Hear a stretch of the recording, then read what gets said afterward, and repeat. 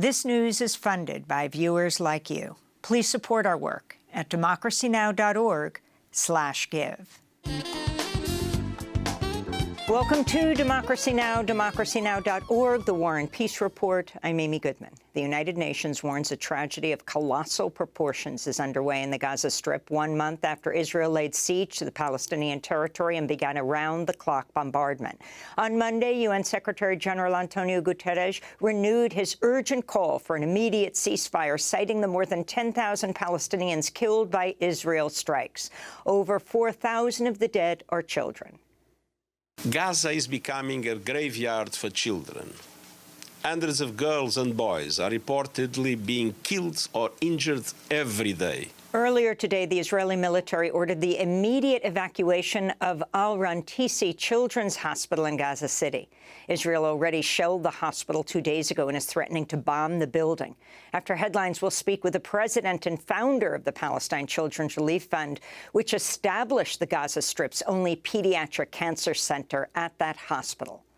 On Monday, Israel's military admitted it struck a convoy of ambulances outside Al-Shifa Hospital last week. Those attacks killed 15 people and wounded dozens. This is Hanid Abdelhakim Saad, a patient who narrowly survived the assault. The ambulance came to take us to Egypt for treatment. While we were on the road, they started firing at us, and the ambulance in front of us was hit. The people in front of us were martyred, and we were moved back to Al-Shifa Hospital. I lost consciousness and woke up in the hospital. They told me that I had debris in my mouth and that I had a 3% chance to make it, that my condition was very critical. I have a fracture in the head. My shoulder is dislocated.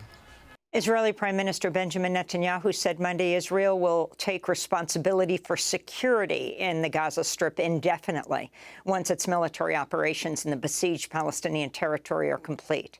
Netanyahu also rejected international calls for a ceasefire to allow the unfettered delivery of humanitarian aid. Well, there will be no ceasefire, general ceasefire in Gaza without the release of our hostages. As far as tactical little pauses, an hour here, an hour there, we've had them before. I suppose we'll check the circumstances in order to enable goods, humanitarian goods to come in, or our hostages, individual hostages to leave. But I don't think there's going to be a general ceasefire. On Sunday, Netanyahu suspended Israel's Jerusalem Affairs and Heritage Minister, Amichai Eliyahu, after he claimed there are no non-combatants in the Gaza Strip and said that dropping a nuclear bomb on the Gaza Strip's an option. This comes just days after an Israeli lawmaker from Netanyahu's ruling Likud party took to social media to incite genocide. Writing on the social media site X, formerly known as Twitter, Galit Distel Artbaryan wrote, quote, "Erase Gaza from the face of the earth. Let the Gazan monsters rush to the southern border and flee into Egypt or die," unquote. South Africa has recalled its ambassador to Israel for consultations, joining a growing list of nations that have withdrawn diplomatic personnel in protest of Israel's assault on the Gaza Strip. Foreign Minister Naledi Pandor said Monday South Africa is extremely concerned at the continued killing of children and innocent civilians in the Palestinian territories. We believe the nature of response by Israel has become one of collective punishment, which falls fully outside of the practice of international humanitarian and international human rights law. Over the weekend, the governments of Chad and Honduras also recalled diplomats and embassy staff from Israel. And at the Vatican, Pope Francis on Sunday again renewed his urgent plea for a ceasefire and humanitarian aid for Gaza. In Washington state, hundreds of protesters peacefully blockaded the entrance to the port of Tacoma Monday, delaying the loading of weapons onto a U.S. military supply vessel bound for Israel. It's the same ship that met a similar protest Friday in the port of Oakland. Organizers say they'll continue to track the ship's travel and will hold more protests wherever it sails. Here in New York, about 500 members of Jewish Voice for Peace and their allies rallied at the Statue of Liberty Monday to demand a ceasefire in Gaza. Protesters wore black T-shirts reading, "Not in our name." In a statement, Jay Saper of Jewish Voice for Peace said, quote, "The famous words of our Jewish ancestor, Emma Lazarus, etched onto this very monument, compel us to take action supporting the Palestinians of Gaza yearning to breathe free," he said. Aid agencies are sounding the alarm over the plight of Afghan refugees who've been forced to sleep in the open without proper food, shelter, sanitation, and water after fleeing Pakistan to avoid arrest and deportation. An estimated 270,000 people have crossed the border after Pakistan's government gave undocumented immigrants until the end of October to leave. Authorities have since gone door to door demanding immigration documents and have used bulldozers to raise homes in Afghan communities. Human Rights Watch warns the crackdown has led to detentions, beatings, and extortion. This is 50-year-old Afghan immigrant Abdul Rahim.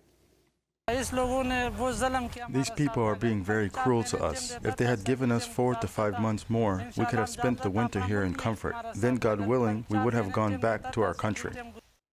Ukraine's government says Russian airstrikes on the Black Sea city of Odessa have wounded 8 people, destroying stocks of food and damaging Ukraine's main grain port.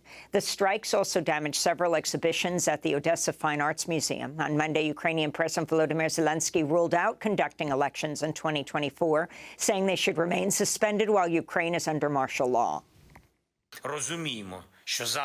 We all understand that now, in wartime, when there are many challenges, it is absolutely irresponsible to engage in topics related to an election in such a frivolous manner. I believe that elections are not appropriate at this time. Meanwhile, NBC News reports U.S. and European officials have begun quietly talking to Ukraine's government about possible peace negotiations with Russia to end the war and what Ukraine might need to give up in order to reach a deal. Here in the United States, Donald Trump took the witness stand Monday in a civil fraud case brought by the state of New York against the former president and his businesses. Trump was repeatedly admonished by Judge Arthur Engoron for testimony that veered off topic and for lashing out against the court and New York Attorney General Letitia James, whom he called a political hack. James is seeking $250 million after accusing Trump, his 2 oldest sons, the Trump Organization, and company executives of inflating the value of assets. The judge has already ruled Trump is liable for fraud. The trial will determine how much the Trumps will pay in damages. We'll have more on the Trump civil trial in New York later in the broadcast. In Colorado, another police officer has been acquitted in the 2019 killing of Elijah McLean.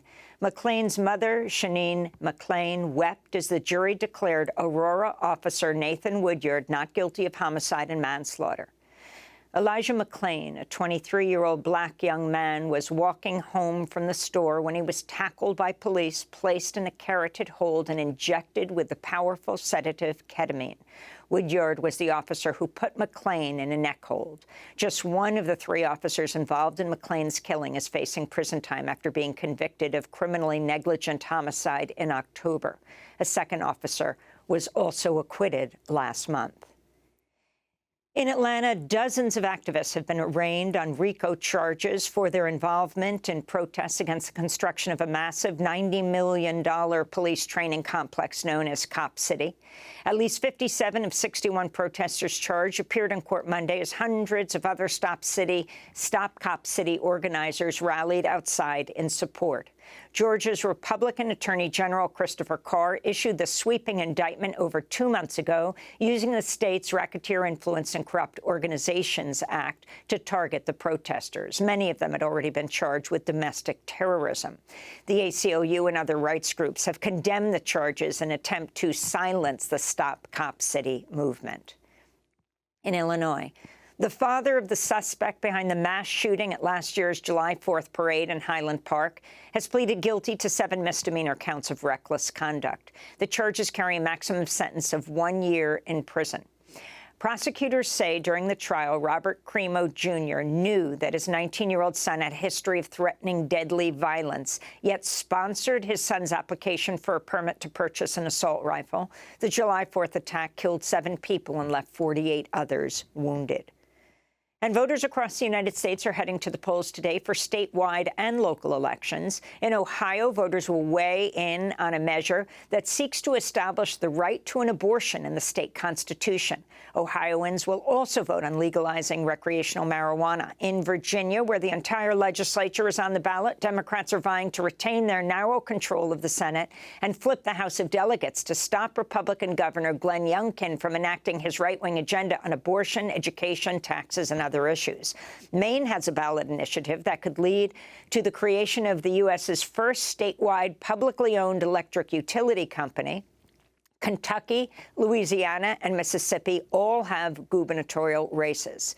And those are some of the headlines. This is Democracy Now!, democracynow.org, The War and Peace Report. Democracy Now! Is funded by viewers like you.